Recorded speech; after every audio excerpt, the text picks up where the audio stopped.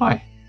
If, like me, you sometimes have issues with fine controlling for your interplanetary maneuvers and getting those intercepts just right while you're trying to plan your missions, and whoop, did the wrong thing. If you're getting mistakes and problems like that when you're doing your dragging, and you're only used to really dragging stuff, then this might help.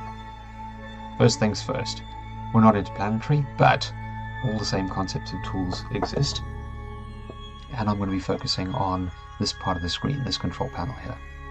We can go, that's our orbit right now, information that we might need, maneuver information, that's the orbit after the maneuver, and that stupid thing that I clicked, which was incorrect.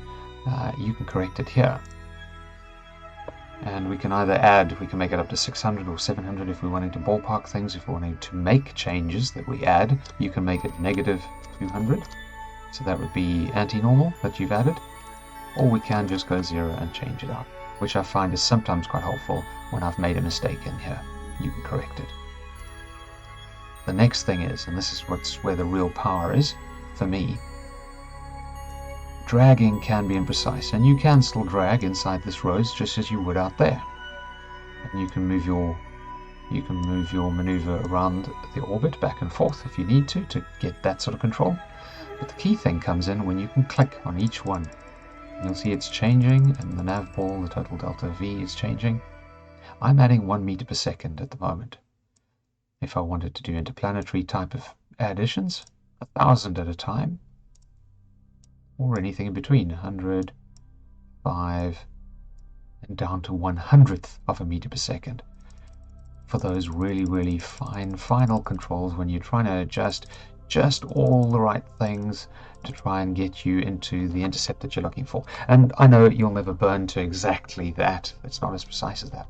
But if you're wanting to plan and see what's possible and see what you're trying to aim for, especially if you're just trying to get an intercept in the tiniest maneuver, or dragged addition sort of blows you straight past the intercept every single time, you can see it's there, you can see it sort of flicks in and out, but you just can't get it, then this sort of stuff really helps you go, right, that's how I'm going to get it, that's how I'm going to do it. So that's the control side. One additional sort of bonus bit that I really like is, let's say you've got a second maneuver. And this is where it also comes in quite handy. You could get the control and get it really planned nicely for the first maneuver, and you might need to know you're going to have to do a second correction. That's great. You can learn 2 maneuvers, and you can just get an idea of, is this going to be possible? Is it within my budget? Well, the nav ball only ever shows you the very next maneuver. It doesn't show you the total delta V for all the maneuvers. But down here, we've got a sense of that. 560, great. Plus my 403, that's just over 1,000. We're fine. We can do these 2 maneuvers, and we'll still have extra for coming back later. What you will find, just quickly, is that these 2 don't add up fully. That's only 415, that should be 503, you might think. Not going to get into the maths, but basically because of the way vectors work and work together, it never is going to be a total of the 2. It's going to be a combination, which is between 403 and 503. But I'm not going to go into that. The main thing is you can use this tool plus that for estimation of your total, and you can help with your planning. Hopefully, individual clicks and the control that this gives you will help you with your design of your missions as well. Have a great day.